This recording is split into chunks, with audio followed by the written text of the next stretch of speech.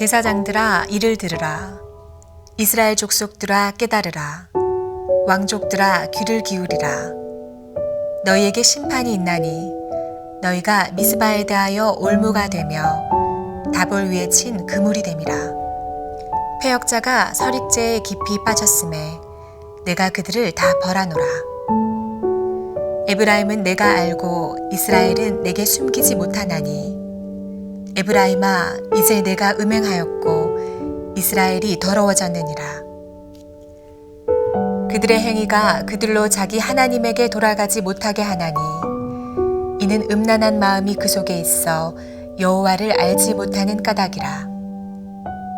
이스라엘의 교만이 그 얼굴에 드러났나니 그 죄악으로 말미암아 이스라엘과 에브라임이 넘어지고 유다도 그들과 함께 넘어지리라. 그들이 양떼와 소떼를 끌고 여호와를 찾으러 갈지라도 만나지 못할 것은 이미 그들에게서 떠나셨음이라. 그들이 여호와께 정조를 지키지 아니하고 사생아를 낳았으니 그러므로 세 달이 그들과 그 기업을 함께 삼키리로다. 너희가 기브아에서 뿔나파를 불며 라마에서 나파를 불며 베다웬에서 외치기를 베냐민아 내 뒤를 쫓는다 할지어다. 벌하는 날에 에브라임이 황폐할 것이라. 내가 이스라엘 지파 중에서 반드시 있을 일을 보였노라. 유다 지도자들은 경계표를 옮기는 자 같으니 내가 나의 진노를 그들에게 물같이 부으리라. 에브라임은 사람의 명령 뒤따르기를 좋아하므로 학대를 받고 재판의 압제를 받는도다. 그러므로 내가 에브라임에게는 좀 같으며 유다 족속에게는 썩이는 것 같도다. 에브라임이 자기의 병을 깨달으며 유다가 자기의 상처를 깨달았고 에브라임은 아수르로 가서 야렙 왕에게 사람을 보내었으나 그가 능히 너희를 고치지 못하겠고 너희 상처를 낫게 하지 못하리라. 내가 에브라임에게는 사자 같고 유다 족속에게는 젊은 사자 같으니 바로 내가 움켜갈지라. 내가 탈취하여 갈지라도 건져낼 자가 없으리라. 그들이 그 죄를 뉘우치고 내 얼굴을 구하기까지 내가 그곳으로 돌아가리라. 그들이 고난받을 때에 나를 간절히 구하리라. 샬롬, 오늘 하루도 하나님의 뜻을 분별할 수 있는 저와 여러분 되시길 주님의 이름으로 간절히 축복합니다. 자녀는 아버지를 잘 압니다. 아버지가 무엇을 좋아하시고 무엇을 싫어하시는지. 자녀는 아버지의 뜻을 존중하고 기쁨으로 순종합니다. 왜냐하면 자녀는 아버지를 사랑하기 때문입니다. 하지만 북이스라엘 백성들은 하나님을 알지 못합니다. 그들은 하나님께서 무엇을 좋아하시고 무엇을 싫어하는지를 애써 외면하죠. 그리고 하나님이 아닌 우상을 섬기고 세상의 더러운 문화에 잠식됩니다. 호세아 선지자는 이런 북이스라엘 백성들에게 임박한 하나님의 심판을 선포합니다. 특별히 1절 상반절 말씀에서 제사장들과 왕족들을 지명합니다. 제사장과 왕족들은 북이스라엘의 리더들입니다. 하나님께서는 그들에게 세 가지 동사를 사용하십니다. 들으라, 깨달으라, 귀를 기울이라. 이 세 가지 동사는 모두 명령형입니다.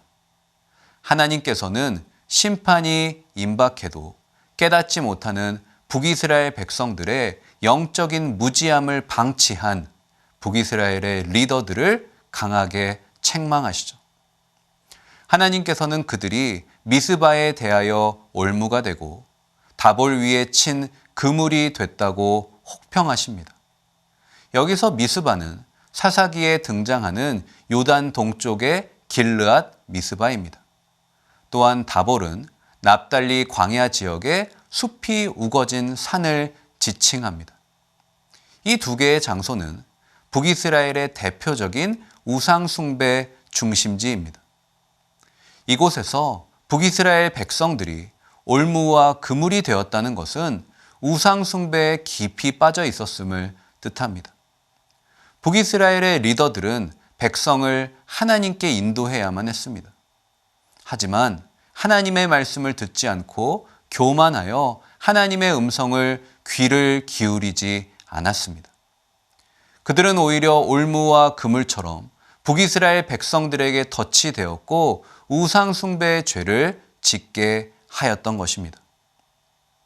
윗물이 맑아야 아랫물도 맑습니다. 아랫물이 아무리 깨끗해도 윗물이 오염되면 아랫물도 더러워집니다. 우리 가정도 마찬가지죠. 아버지이십니까?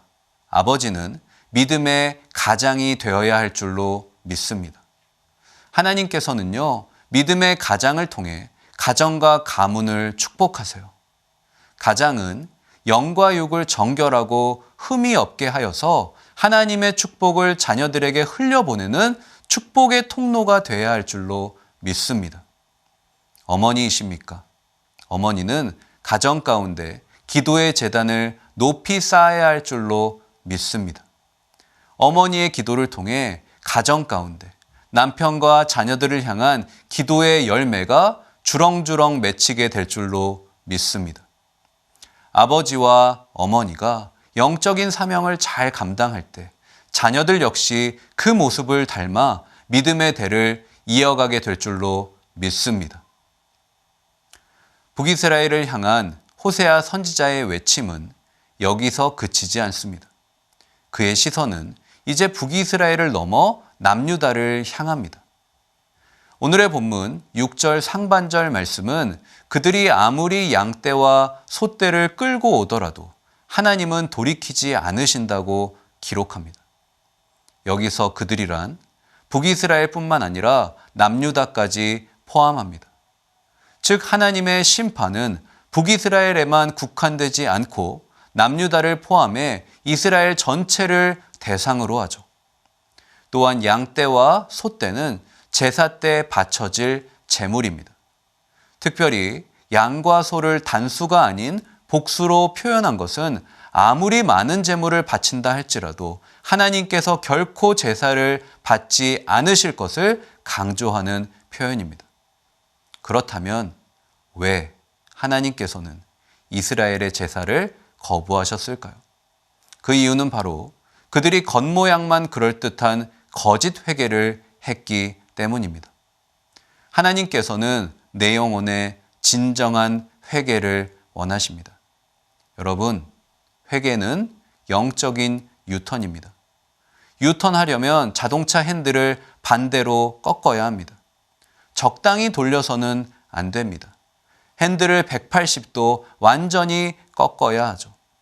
하나님께서는 겉모습만 거룩한 자가 아닌 속사람이 새롭게 된 자를 찾으시는 줄로 믿습니다. 하나님께서는 눈에 보이는 경건이 아닌 마음의 할례를 원하시는 줄로 믿습니다. 혹시 내가 하나님께 아직 회개하지 않은 죄가 있으시다면 아무리 작은 죄라 할지라도 하나님께 나아가 회개하시길 간절히 축복합니다. 신실하게, 진실하게 삶의 구체적인 결단과 순종을 통해 세상을 향해 나아가는 인생을 하나님 편으로 돌이킬 수 있기를 간절히 소망합니다. 그러할 때 하나님께서 저와 여러분의 회개를 기뻐하시고 모든 죄악을 용서해 주실 줄로 믿습니다. 다 함께 기도하겠습니다. 하나님, 감사합니다. 오늘 말씀을 통해서 이 세상을 살면서 하나님보다 이 세상을 사랑할 때 우리가 영적으로 거룩하고 진실된 회개를 해야 함을 깨닫게 하시니 감사합니다. 나도 모르는 사이에 세상 문화에 빠져서 하나님 말씀보다 세상의 기준을 따라 살아가고 있었던 나 자신을 돌아봅니다. 또한 내가 영적인 롤모델이 되어서 믿음의 다음 세대에게 좋은 본을 보여야 하지만 그것을 감당하지 못하여 하나님께서 맡기신 가정 가운데 신앙의 유산을 물려주지 못했음을 또한 회개합니다. 주여, 거룩하게 진실된 회개를 통하여서 믿음의 다음 세대에게 신앙의 유산을 물려주는 오늘 하루가 되게 하여 주시옵소서. 예수님의 이름으로 간절히 기도합니다. 아멘.